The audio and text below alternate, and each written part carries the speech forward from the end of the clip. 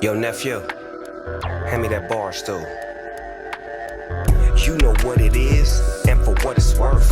You can catch me on the best corner 21st. Prime time, shine time, always in the game, never ever on the sideline. You know what it is, and for what it's worth.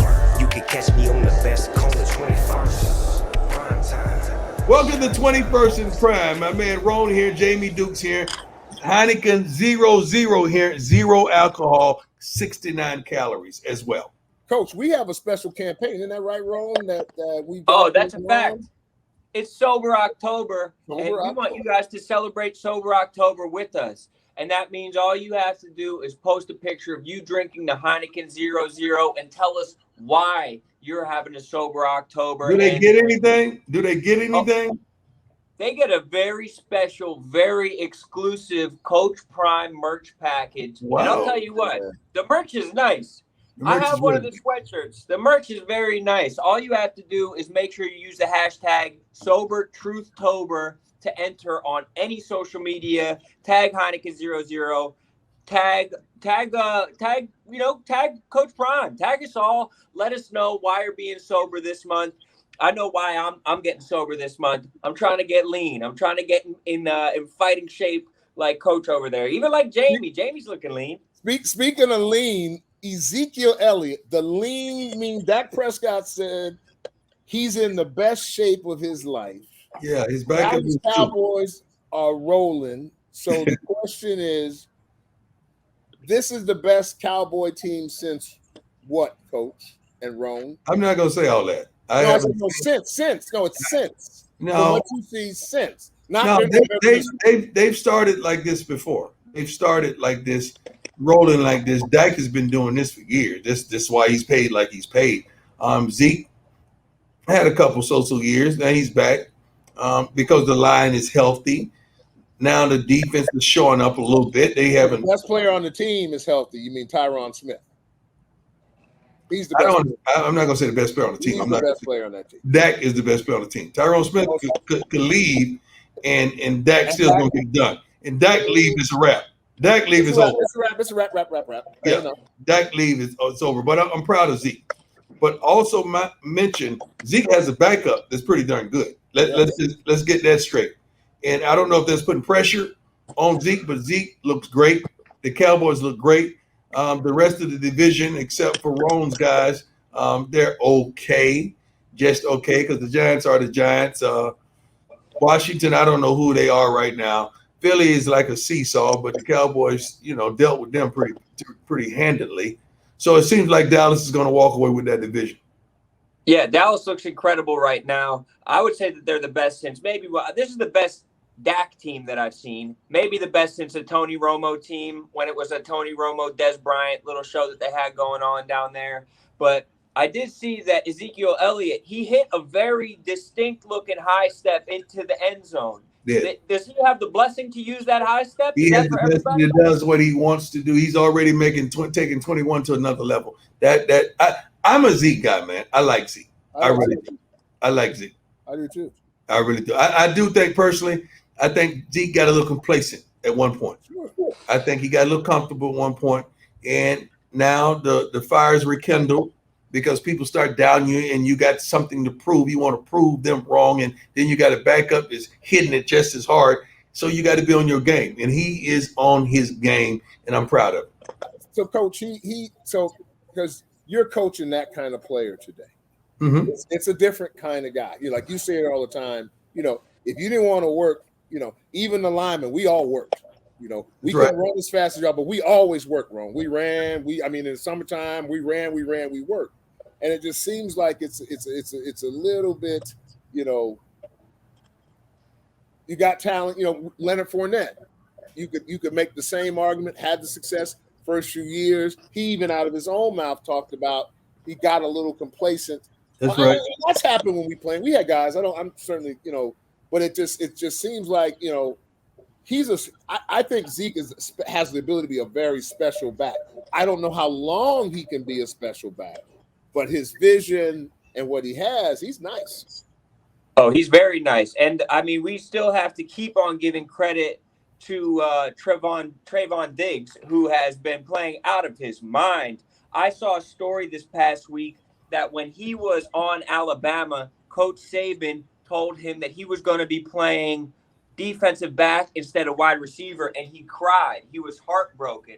But he turned that around, and he's playing as well as any cornerback in the entire NFL right now. If there's a 50-50 ball, there's a pretty good chance that guy's going to be coming down with it. He's going to get it. That's the thought process as a receiver that's turned defensive back. I'm proud of the kid. I've been watching. I haven't really sat and focused and just studied him. But I tell you what, it looks like he's studying. It looks like he's prepared. Looks like he understands the game. He knows how they're going to attack him. When he starts to really, and he's already starting to match up with some of the ones amongst the league, I can't wait to see some of those battles against some of the savvy vets because I know he's up to the challenge, and I can't wait to see it. That's the kind of football I want to see. You know, the other guy on the other side from Alabama, the wide receiver, man, he's nice too. 88. Not 88. You talking about the wide receiver. 88 is from Oklahoma. Yeah, 19 from Alabama. No, from Oklahoma. He's nice. No, he's good. Yeah, he's a nice piece. I mean, he can play. He got a good catch radius. It's really all working for Dallas right now. It really is. They're beautiful to watch. If the Eagles didn't have to play them a couple times a year, I'd really be able to enjoy it. But they're going to be hanging 40 on a lot of people. They're going to be putting up a lot of points on a lot of people because their offense is oiled. There's one thing that concerns me. 55, double nickels. What's that? If he gets hurt, he's the guy that's calling everything. And every time Dallas has lost, whether it was the kid from Penn State who kept having the neck issues, every time they lost that general, that Mike linebacker, then Dallas's defense struggled. So he's had some neck issues and some injury issues. That's the only thing to me that could derail him because he's a real smart football player. They just cut Smith. They just released Smith. Yes. And that tells me that not only do they have the linebacking core that they desire, but they have a little depth. Because there's no way you make that move unless you're sure. What happened, Coach? You out there? What whisper? I just think what I heard. I'm telling you the truth. What I heard is that a little slow. Aged a bit, was a little slow of getting to the ball, and just wasn't the same old guy, and they could do better. That's what I'm not going to say I agree, but that's what I heard. It seems like we saw the same thing in New England with Stephon Gilmore. It's like they like J.C. Jackson a lot as a cornerback. So I don't agree with that. I don't agree with that. But that's who New England is. That's what they've consistently done. And they've consistently had, they've consistently had that one corner that was the catalyst. And they consistently let that one corner go. That was the catalyst. I can go back and give you names of those guys. Asante Samuel. From Tyler already, Asante Samuel, all those guys, the Revis, they just keep perpetually doing. That's what they do. Yeah. The kid that hit the game winner in the Super Bowl gave him a little paper and they let him go. Malcolm Butler. Yeah, Malcolm Butler. Yeah. In and out. Yeah. That's what they do. Yeah, I mean, it seemed like that was easy to make work for them when they were putting all their money into the quarterback position, and they had a quarterback who was going to take them over the top no matter what. But the question has to be asked. The Texans gave them a game this past weekend. The Patriots got the win, but can they sustain this kind of No, the Patriots aren't great. Ron, we can't waste our time on the Patriots. The Patriots not going to be there in the end. In the AFC, you can forget that. They're not even a top. I don't know if the Patriots in the top 10 in the AFC. Yes, they are. I don't know about that. What's their record now? Okay. 2-3. Let's do it. Let's do it. Since they're in the top 10, let's do it. No, in the AFC? In the AFC. Let's do it. Okay, who's the best? In the AFC. Baltimore? Looks like Buffalo. Okay, let's just say Buffalo. Okay. Kansas City. Okay, no, you can't say Kansas City. They're not. No, I mean, they're up there in the top. I'm just going top 10 out of order. You want to go in order? Okay, no, we don't have to go in order. We don't have to go in order. Baltimore? Okay, Baltimore. Baltimore's struggling too a little bit. The LA Chargers. Chargers. That's no. You talking about no? I thought you were talking about AFC top 10. That's an AFC. The Chargers, James. You drinking today? You got the other Heineken. You got the other Heineken, man. You gotta get the 0-0 again. Okay. You got the other Heineken. The Chargers. Okay. Who else? Let me pull it up so I can see. Let's say the Titans. Oh yes, the Titans for sure. Raiders. The Browns. Browns, Raiders. Okay, Browns, Raiders. Raiders. You like Denver? Denver's okay. Okay.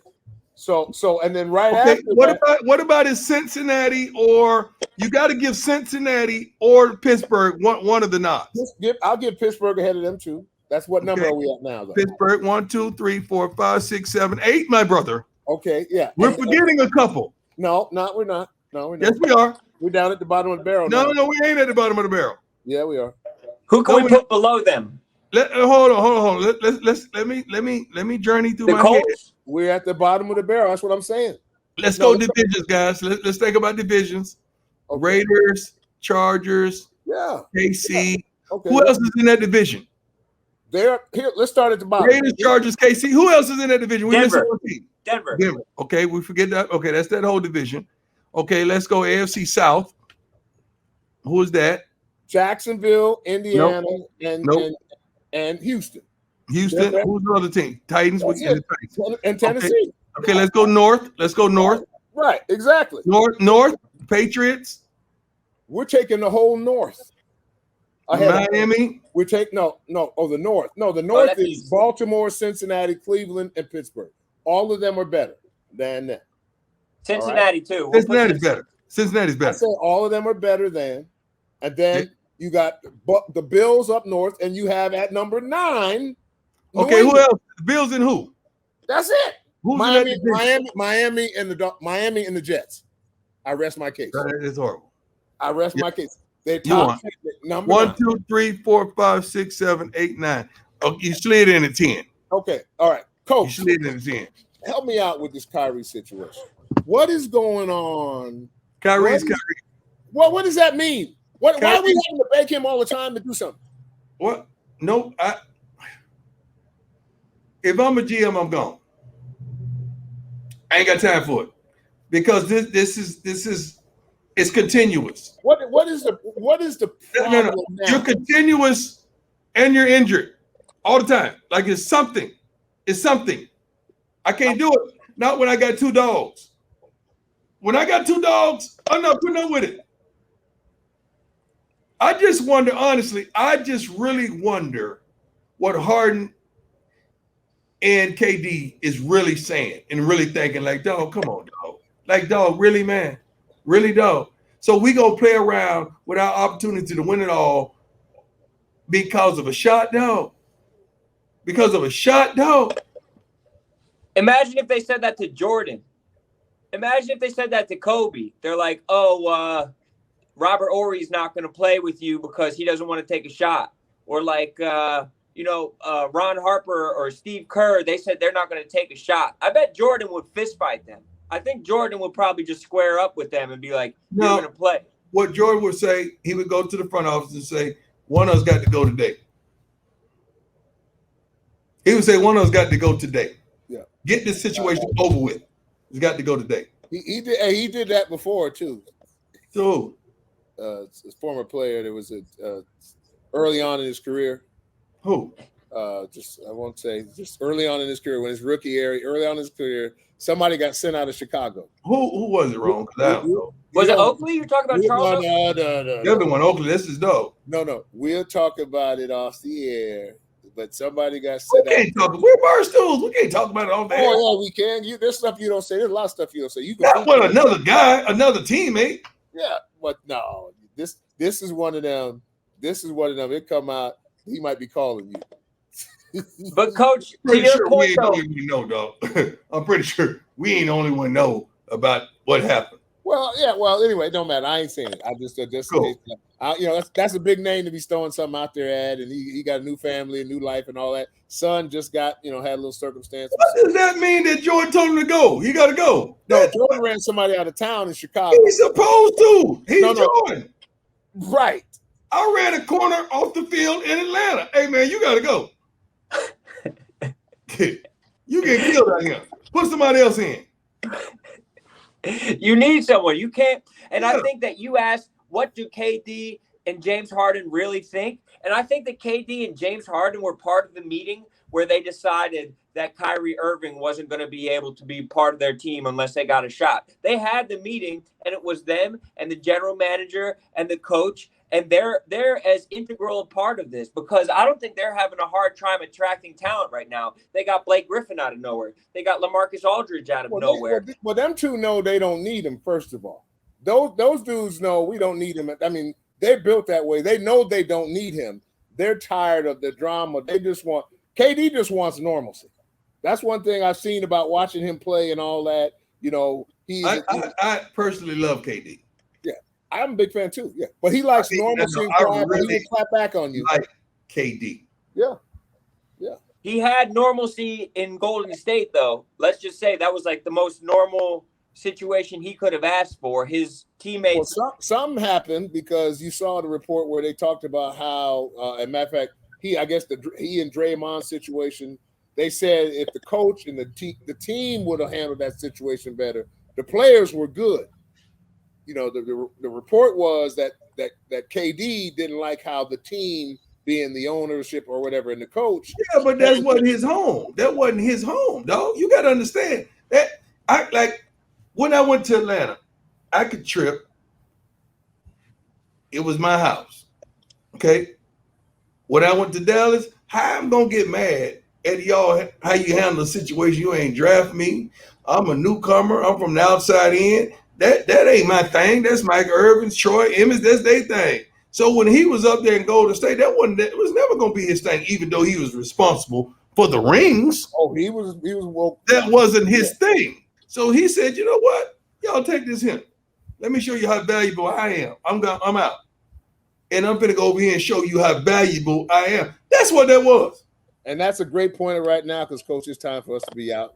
Y'all got more work to do on the other side. Thank you, Jamie. Appreciate you as always, my good friend. Always strong points, always advanced points. And that reminds me a lot of my good friends over at Chevy Silverado, the strongest, most advanced Silverado anywhere. Like I said, it's strong, it's advanced, but it's also dependable. It's also hardworking. And now that football season's in full swing, that means you got to step up your tailgate game. So they have that multi-flex tailgate with 6 convenient configurations to give you a step up when it's tailgate time. You got the primary tailgate, the inner gate that folds up to a large step. They got easy access configurations where the inner gate folds down and you can reach farther into the bed. It can become a desk. It can do anything. You could work from your Chevy Silverado. Don't even go into the office. Just prove that you have a ton of advanced grit, just like our partners over at Chevy Silverado. It's strong and dependable as the people that drive them. Chevy Silverado, the strongest, most advanced Silverado ever. And Coach, we need to talk about something that wasn't so strong this past weekend in college sports. I saw Iowa beat Penn State, number 3 against number 4 in the country. They stormed the field. And then I saw UMass beat UConn, who is 0-7, and they stormed the field over there at UMass. And I'm wondering, are we just storming the field for anything these days? What's wrong with storming the field? What's wrong? First of all, the fans were not included a year ago. Right. Yeah, because of the pandemic. I think everyone is excited. They're elated. They're happy to be back. They're happy their football team is winning. And it's something that they foreseen on television. And they say, you know what? We're going to emulate and imitate that if we win this game. And it happens, man. I would love to see our Jackson State fans storm the field. Now, first of all, let's say the rules of storming the field. You got to have a packed house to storm the field. You can't have packed stadium and try to storm the field. That doesn't make sense. Why don't you storm the darn stands, all right, and pack the stands? Don't you do that? Why don't you get out of the parking lot and quit tailgate and get up in the stand and pack the house? But rules to this. You cannot storm the field unless your stadium is packed. Yeah, no, that was the problem with the UMass UConn game. There were about 45 people there. It wasn't a storm. It was like a sun shower. It was like a drizzle. There were about 5 people on the field. You could see more green than human beings. So they should at least be able to cover up the entire field. Yeah, but that's not a good storm. That's not a good storm. I think another rule, though, is the team that you beat has to be higher ranked than you.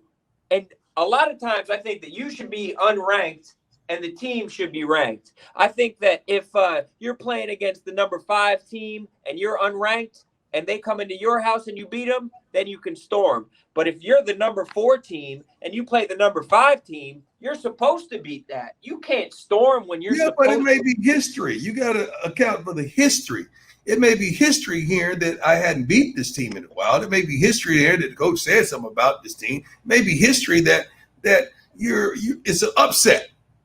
And you storm the field because this wasn't supposed to happen.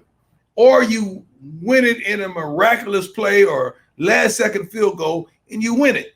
That's the reason to storm. Coach, I don't know if you know this, but I'm actually an expert on storming fields. We have a show that we do at Barstool. It's called Storm Chasers, where Caleb Presley, another guy that works here, and we go around looking for situations in college basketball where they might storm. So I've seen about almost 10 storms in my entire lifetime, and I want to protect the sanctity of the storm. I don't want them to just storm for any reason at all. I want people to storm for one specific reason. But that's just some Barstool stuff we have going on. I want to talk to you about something else that we have going on this week at Barstool, because it involved a very high-profile actor. Do you remember John Cusack? Yes, definitely. John Cusack, he was in Con Air. He was in Hot Tub Time Machine. He was in a bunch of late 80s movies. But someone named White Sox Dave, who works for Barstool. First of all, I love the nicknames at Barstool. I mean, Tonguetown Dave, Lenny Balls. I mean, I now you're talking about, what is it, Dave? What is it? White Sox Dave. White Sox Dave. I love it, man.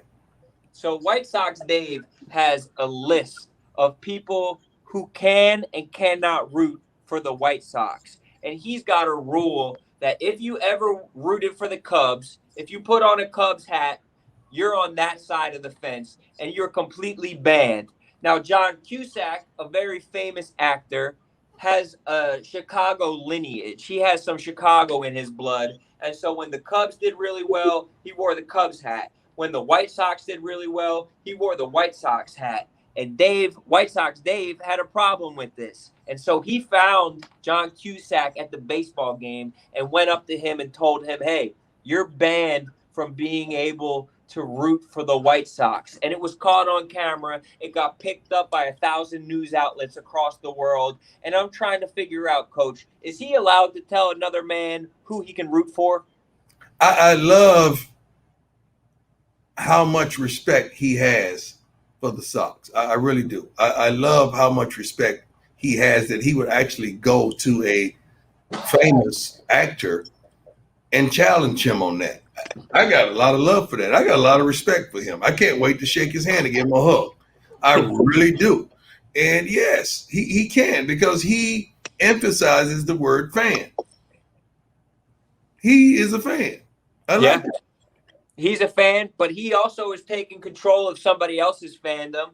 And I think that people become fans of random, a lot of people who are Cowboys fans might not necessarily have been born in Dallas. People become fans of random teams. But John Cusack just kind of obliterated White Sox Dave when they got into their argument face to face. He was listing players that White Sox Dave had never heard of before. So White Sox Dave choked in the argument? He choked. Oh, that's not good. He dropped the ball. He had Cusack right in front of him, and then Cusack started naming players from the 1970s, which was besides the point. But White Sox Dave got in the semantics battle with him, and he couldn't focus on the argument. He should have been way more focused. Afterwards, Cusack was on Twitter calling him a smelly little man, a disgusting little man with bad breath and bad hygiene. It got personal. He must have been smelly, because you don't just pull that out of anywhere. You don't just say the man is smelly. Like you don't just call a man smelly unless he's smelly. You don't call a man little unless he's little. So can you describe White Sox Dave to me? He is about, I'd say he's about 5'6", 5'7". Yeah, that's enough. You don't have to do no more. I get it. He's got hair all over his face like he's a woodland creature. I get it. He's always chewing gum, sweaty. Like Squiggy. See that before your time, Squiggy was a character on a sitcom. You gotta look up Squiggy, and you might understand what I'm saying. I think he's Squiggy.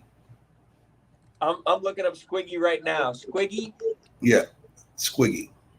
Oh, yeah. See, if Squiggy had a little bit more facial hair, there's a lot of similarities. There's a lot of similarities to Squiggy. What was the TV show? Did they tell you the TV show? Laverne and Shirley. Laverne and Shirley. Yeah, Laverne and Shirley. Love on the shirt. Squiggy. And I watched a lot of TV as a kid. Did you? I watched a lot of TV. I know characters like crazy. That's why I thought of Squiggy right off the bat. Yeah, I was describing Squiggy, huh? And it says Squiggy was a baseball scout here too. So, or the actual guy who played him. So it might be a relation there. You might be onto something, Coach. Yeah. What was your favorite show growing up? It had to be Good Times or Sanford and Son, something like that. But I watched not just those shows, man. I watched everything, man. Happy Days. You know, it wasn't until you got old and people start putting the racial stuff in your head that you start saying, hey, that was never a brother on the Flintstones. Hey, that's true. A brother on Happy Days. Hey, I mean, you never thought about that stuff. You just didn't notice. Was there ever a brother on the Waltons? I mean, but these were just great shows that were iconic that you never thought about, that I love. Was it ever did you have cable growing up? Was that ever a thing? Yeah, we had cable. When I grew up, if the people behind you had cable, you had cable. Oh, I understand. We had cable. I don't think we didn't have to run it. We didn't have to run it like that. I mean, but we had cable. We had everything we wanted. We had everything we needed. Mm-hmm. You know, I wasn't in poverty by any means. My mother and my stepfather and my biological father, who was the hustler of the family, made sure we had everything, and I had everything I wanted. I never wanted. No, I take that back. I never needed. I always wanted. Needed for nothing. Yeah, my parents held out on cable for a while because they thought that it was going to ruin my brain. You lived in a good neighborhood then if they held out on that. Yeah, that's the sign of a good neighborhood. Yeah, they had the option to hold out on cable. Yeah, you walk outside, it was things that was going to ruin our brain. Yeah, right. In a very physical way. Yeah. Before we get out of here, I think that we've talked about him for about the last 4 or 5 shows. Ben Simmons back in the news. How did he just pop back up? Like if I'm in the locker room and I see how all this transpire, and you just pop back in the locker room. See, I'm the kind of guy say, so ain't nobody gonna say nothing. See, that's the kind of guy I am. And that breaks the ice, then you just go in. And if he can't handle it, and if he gets sensitive, it gets funnier. But I'm the kind of guy, I promise you, will be the first one that says, so ain't nobody gonna say nothing. Y'all just gonna let the joker walk up in here after all this bull junk that I went down, and ain't nobody gonna say nothing. And when you say something like that starts the conversation, right? Yeah, it starts the conversation. It breaks the ice. Everybody start going in and clowning and getting their jokes off because he knows this is a sensitive subject. It's a sensitive environment. You know you showed your natural butt. We got to get our jokes off. You know that coming in. Yeah, I mean, one thought is that he's going to come in and act like he's sick or injured and just try and collect a paycheck. Another thought is that maybe he's going to come in and just try and get traded right away. But if he's they're gonna really, try to get traded right away. yeah, I think so too. Because I heard the fans, your beloved fans, I heard them booing him and jeering him at the first preseason game, I believe, last week. I heard them, and what they were saying was not pleasant. You can't. I don't know if he's built to. Some people can overcome that, and all you got to do is go out and ball. You're overcoming. I don't know if he's built to overcome that. Yeah, he burnt the boats. He crossed the river and he burnt the boats, and now he's trying to float back. He smoked the boat. He smoked it. He did. Yeah. It was crazy. And I mean, I don't know if it's a money thing for him. Maybe he just realized that he was losing these paychecks. I don't think he's necessarily running out of money, but there's people in Philly that think, yeah, he made $33 million last year. I don't think he's running out of money. Yeah, you ain't running out of money. You ain't heard it for nothing. But it'll definitely be an interesting saga. It's always interesting in Philly, and I'm sure he'll come and do something absolutely insane by next week, where we're going to have to be talking about him again over here on I don't think he stays there unless Doc intervenes. Only way he stays there is Doc takes this by the horns and demand that he's there and talks. As a coach, is that somebody that you would want back on your team? I wouldn't do it. Yeah, even though he's super talented. Everything that looks good ain't good for you. Yeah, once he's proven that he kind of wants to get out of there, it's almost I got to believe you. If you show me you don't want to be here, I got to believe you. Yeah, it's almost like the whole I got to believe you. The story's been written already for Ben Simmons, unfortunately. Right. But for us, the good thing is the story's never written over here at 21st and Prime. It's going to keep going. And we'll be back next week. We'll be back next week. We got to get a W, baby. Let's go. Get that W. Take care of business. I'm going to be talking to you after a big win. I know it next week. There's no doubt in my mind. Coach, I appreciate you every single time. Appreciate you, man. God bless. All right, buddy. You know what it is, and for what it's worth. You can catch me on the best corner 21st. Prime time, shine time, always in the game, never ever on the sideline. You know what it is, and for what it's worth. You can catch me on the best corner 21st. Prime time, shine time, always in the game, never ever on the sideline.